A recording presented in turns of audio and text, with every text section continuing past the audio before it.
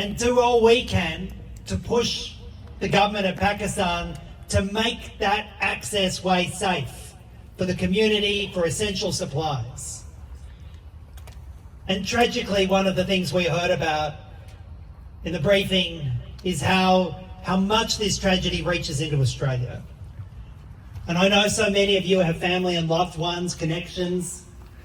You're worried about basic supplies of food, diabetes medication, essential heart medication, and just the ongoing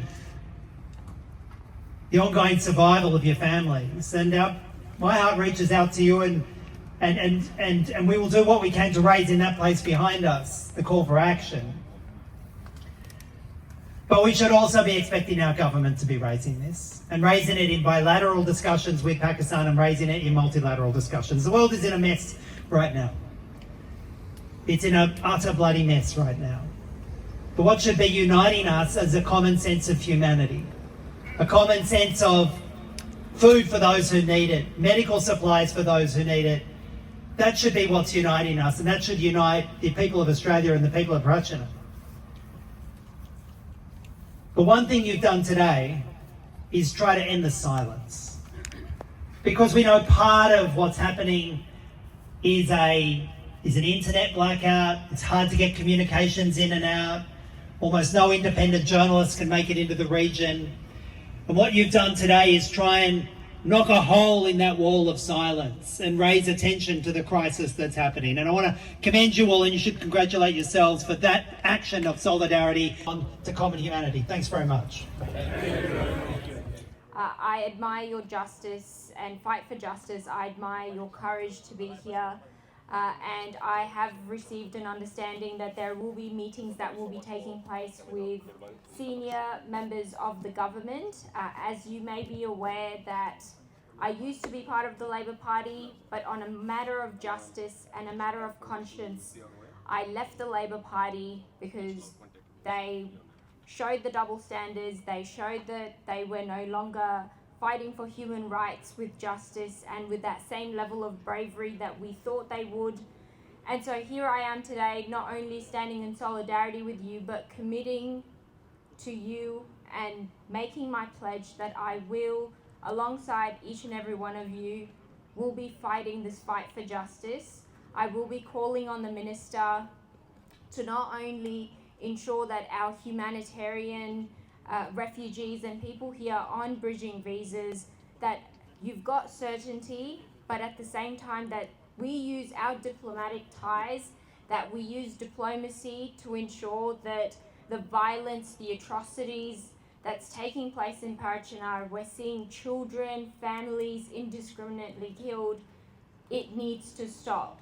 And our government and Australia as a first world country, as a champion of democracy and human rights, needs to play a role.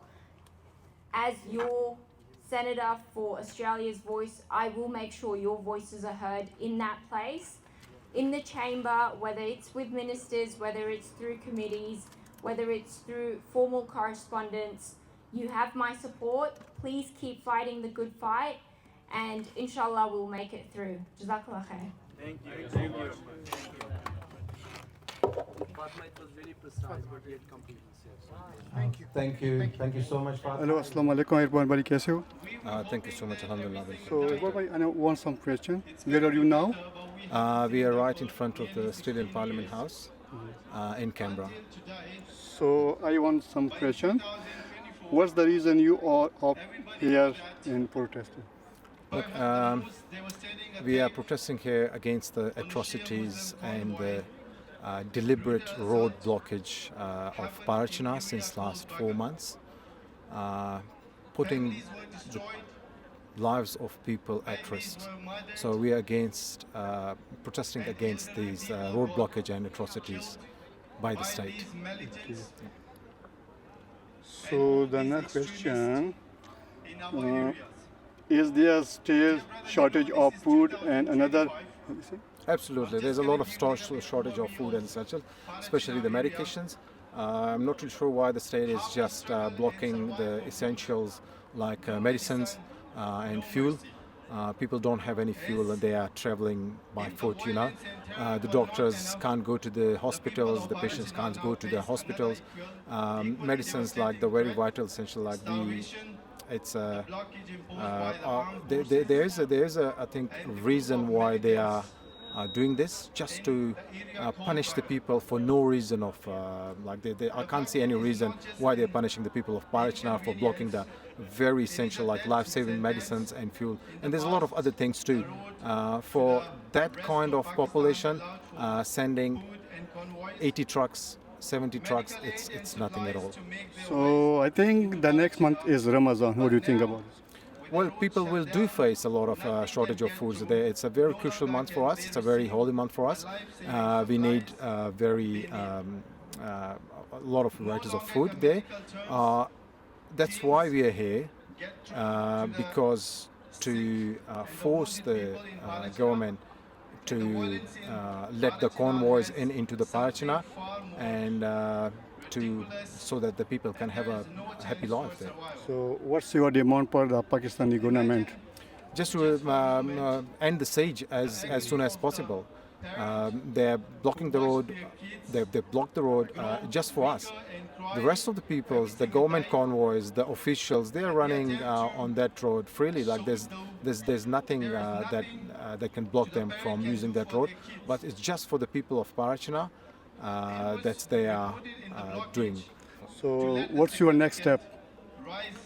Well, in case if our voice is not heard, I can't say at this stage, but there will be a next step, and it will be more severe than this one. Okay, thank you, Ibrahim. Yes, thank you.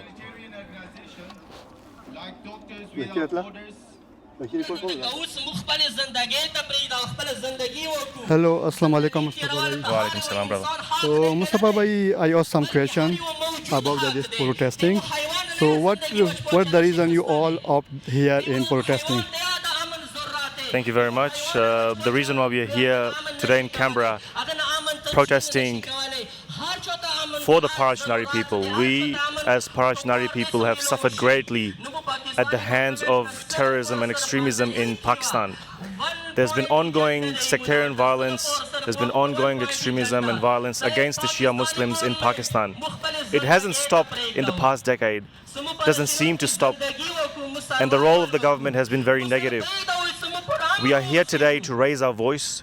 We are here today to let the world know that we are an oppressed people, and we are here today to make sure that the world knows that we are here to make sure that our voices are heard, that our voices are heard all over the world. So Mustafa, the second question, what's the rule of Pakistani government?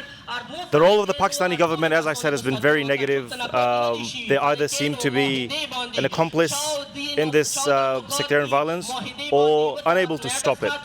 And in both reasons, in both cases, it's a shame and an embarrassment. We look towards the Pakistani government to protect its people. We look at the Pakistani army to protect its people. And so far, they've been failed miserably in protecting the people of Parachinar, the Shias of Parachinar, as if we are not the citizens of Pakistan. We are the citizens of Pakistan. We respect our country, we respect our army, and we urge the Pakistani government and the army to take responsibility and protect your people. Thank you. Thank you.